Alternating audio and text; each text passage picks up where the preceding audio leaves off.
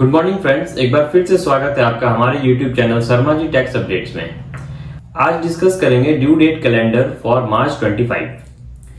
क्या क्या चीज ध्यान रखना है, कौन से रिटर्न्स फाइल करना है। मार्च में बहुत सारे ड्यू डेट्स हैं, उसको आज हम लोग डिस्कस कर लेते हैं। मेजरली हम लोग 4 एरियाज में डिस्कस करेंगे। सबसे पहले जीएसटी, इसके बाद पीएफईएसआई, इसके बाद CSR and after that income tax. और मैं आपको ये बता दूं, आज है 13 मार्च, तो कुछ ड्यू डेट्स वैसे हैं जो क्रॉस कर चुके हैं और कुछ ड्यू डेट्स वैसे हैं जो कि अभी आने वाले हैं। तो एक दो ड्यू डेट्स हैं जो ऑलरेडी क्रॉस कर चुके हैं, बट आपने अगर वो रिटर्न फाइल नहीं किया है तो काइंडली इससे फाइल कर लें। सबसे पहला ड्यू डेट था 10th of March. 10th of March को 2 ड्यू डेट थी, जीएसटीआर 7 और जीएसटीआर 8।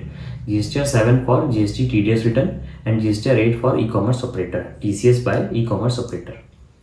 उसके बाद आता है 11th मार्च जो कि जीएसटीआर 1 जो कि पार हो चुका है। उसके बाद 13th मार्च को 2 ड्यू डेट है, GSTR 1 for IFF and GSTR 6 for ISD, input service distributor. अब है उसके बाद 20th को 3B है, जीएसटीआर 3B, वो तो मंथली करते ही हैं सब। उसके बाद 25 को है आपका PMT 06 QRMP का टैक्स का पेमेंट का लास्ट डेट है 25 मार्च फॉर फरवरी मंथ का। 31 मार्च को फिर आता है LUT। अगर नेक्स्ट ईयर आपको एक्सपोर्ट करना है तो आपको 31 मार्च तक LUT अप्लाई करना है। हालांकि एक्सपोर्ट करने से पहले भी आप LUT अप्लाई कर सकते हैं, बट वैसे क्लाइंट या वैसे एसएससीज जो रेगुलर एक्सपोर्ट करते हैं तो उनको एडवाइजेबल रहता है कि ईयर स्टार्ट होने से पहले वो अपना LUT फाइल कर ले, ताकि अगर नेक्स्ट ईयर में कुछ डे 1 को या डे 2 को 1 अप्रैल को ही अगर कोई कंसाइनमेंट हो रहा है एक्सपोर्ट तो उनका LUT रेडी रहे। फिर है CMP 02। CMP 02 में अगर कोई क्लाइंट है जिनको रेगुलर से कंपोजिट में शिफ्ट करना है, नॉर्मल स्कीम में है, उनको कंपोजिट में शिफ्ट करना है, तो वो CMP 02 फाइल करके गवर्नमेंट को इंटीमेट कर सकते हैं that they want to shift from regular to composite. ये थी जीएसटी के लिए ड्यू डेट। अब डिस्कस करते हैं PF एंड ESI। तो उसकी ड्यू डेट तो 15 मार्च है for the month of February. 15 मार्च तक आपको PF और ESI रिटर्न फाइल कर देना है। थर्ड है आपका CSR 2। आपने जितनी भी CSR एक्टिविटीज़ की है वो 31 मार्च तक आपको ROC को बता देना है कि क्या क्या CSR activities bye filing form CSR 2। And last जो मैं डिस्कस कर रहा था, सेक्शन 43BH जो कि MSME के लिए लाया गया था, लास्ट ईयर से ही एप्लीकेबल है ये सेक्शन।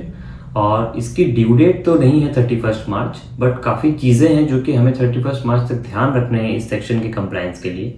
एक्चुअल में ये सेक्शन है क्या? ये सेक्शन MSME के लिए है।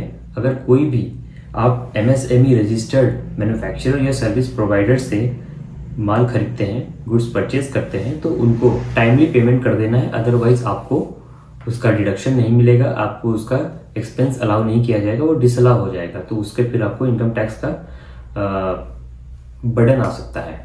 अब टाइमली का मतलब क्या होता है? अगर आपके उस MSME के साथ में अगर आपका अग्रीमेंट है तब तो आपका वो 45 या तो अग्रीमेंट का डेट है या फिर 45 डेज, दोनों में से ज़्यादा क्रॉस नहीं होना चाहिए। मैक्सिमम 45 डेज के अंदर आपको पेमेंट कर देना है। अगर कोई अग्रीमेंट नहीं है तो 15 डेज के अंदर आपको उस MSME को पेमेंट कर देना है, अदरवाइज उसका डिडक्शन, इसका एक्सपेंस अलाउ नहीं होगा। ये थी सेक्शन 43BH जो कि एप्लीकेबल है सिर्फ मैन्युफैक्चरर और सर्विस प्रोवाइडर के लिए। ये सेक्शन ट्रेडर्स पे एप्लीकेबल नहीं है।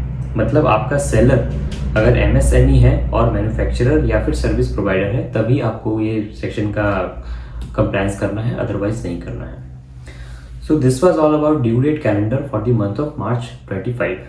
Thanks for watching, have a nice day and bye bye.